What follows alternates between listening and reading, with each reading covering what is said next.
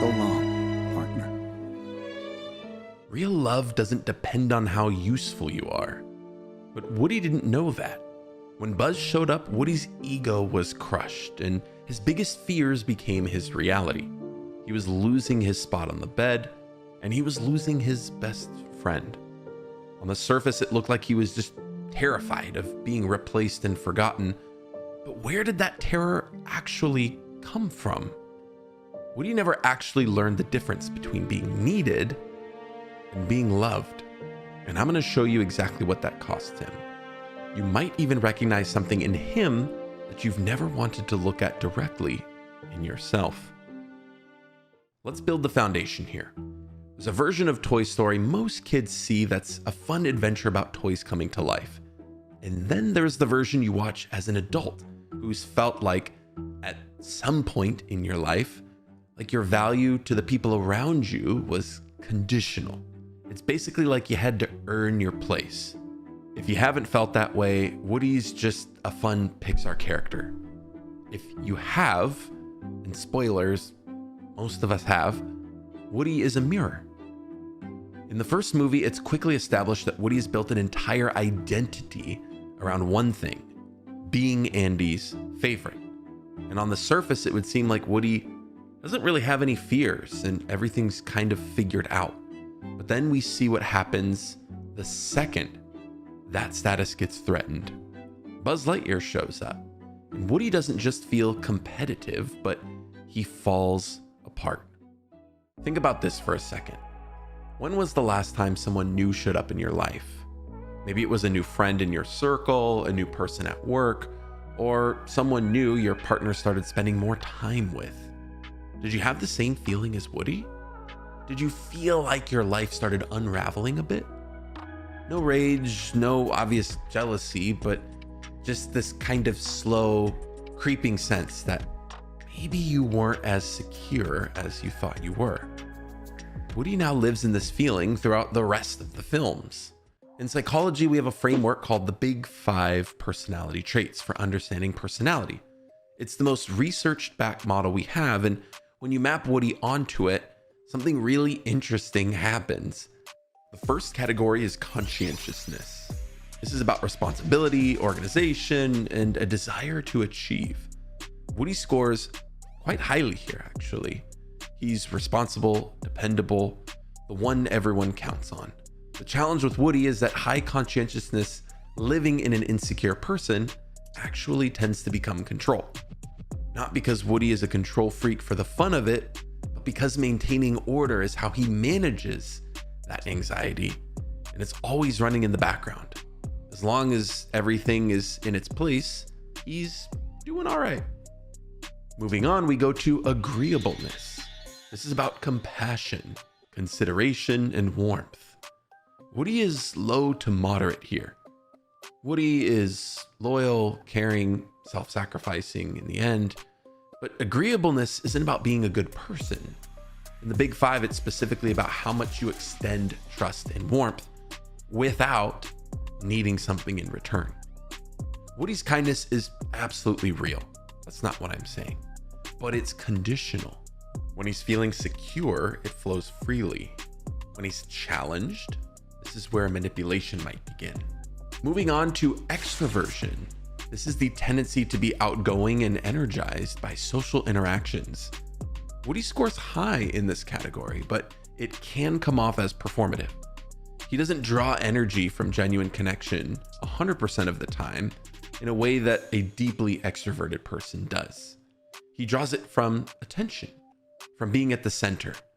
There's this version of extroversion that's about warmth, about genuinely wanting to be with people. And then there's this version that's more about needing the room to confirm you still exist, the way you think you do. The following category is neuroticism. This is the tendency to have instability with your emotions and a state where you experience negative emotions often long-term, like fear, anger, and anxiousness. Woody scores extremely high here. Woody's a prime example of high neuroticism when it's combined with conditional self-worth. His base state is vigilance. He's always monitoring and checking around, reading the room. The final category is openness.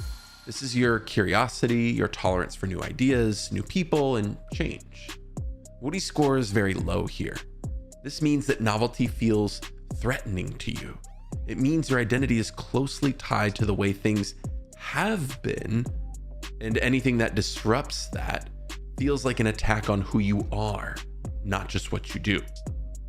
When Buzz arrives, Woody's response isn't just about a toy taking his spot. It's about someone whose psychological safety depends on everything staying the same. And this is pretty terrifying. So let's put all 5 of these together. High conscientiousness, conditional agreeableness, performative extroversion, incredibly high neuroticism, and low openness. That's not a narcissist. This is someone who's built their whole sense of self-worth on one fragile external thing. There's a concept in psychology called conditional self-worth. Some people only feel good about themselves when something outside of them says they should, when they're chosen or winning. When you take this away from them, it's not just sadness. It's who am I without this? That's Woody. Every time Andy reaches for him, it's not him just playing with toys. It's proof to Woody that he matters, which means every time Andy doesn't do that, it's evidence of the opposite. Have you ever been in a friendship or a relationship when you realize you're always the one giving, you're always the one available, you're always the useful person? Because on some level, you weren't sure the connection would survive if you weren't those things. Happens all the time. There are so many times where people are in conditional relationships. This is where Woody's at in his head. He thinks he only matters if he's needed, confusing it with the idea of love. When Buzz shows up, it doesn't just hurt his feelings, it feels like he's disappearing. If nobody needs you, do you even exist? This is why Woody doesn't just dislike Buzz in the beginning, but he's actually really scared. Woody's attachment style, or the way he connects to people he loves, is what psychologists call anxious attachment. Love has to be earned. And if you stop performing, stop showing up, stop being the most useful version of yourself, the people who matter to you the most will eventually just leave. Woody knows somewhere underneath everything that this all has to end someday, but he can't stop trying to delay it anyway. The famous Maslow said we can't chase who we're meant to become until we feel safe, loved, and are sure of ourselves. Woody struggled with feeling loved because he couldn't feel it unless it was being proven. At the end of Toy Story 4, he's let go. There's no more kids, no more room. There's no role for Woody specifically. Consider this. The Toy Story 5 trailer reveals that Bonnie gets a tablet. Then the toys that once meant the world to her become background noise. That used to be Woody. He lived through it. In this movie, he has something truly significant to offer. Not because he has all the answers, but because he's been exactly where they are now. Think about the thing that made you feel like you, like a job or relationship. Now think about the moment something newer came along and circumstances changed. When the thing that was defining you disappears, who do you find underneath it? That's what Toy Story 5 has to answer for Woody. And if we're honest, most of us are still searching for it for ourselves. I'm personally cautiously optimistic about the movie, but I don't know. We'll see, and time will tell how it actually is. If you found this video helpful, any support would be greatly appreciated. I want to give a special shout out to the biggest channel supporters: Aaron Freneck, Erica, Carolina, Nick Olmedo, Sunny Sue, and Tony Martinez. I seriously can't overstate how grateful I am for you guys and all the support you provided for this community. Thank you so much. Remember to take care of yourselves. Remember to take care of those around you. And for all things psychology to help you think, feel, and perform better, stay tuned right here at Psychology of Living.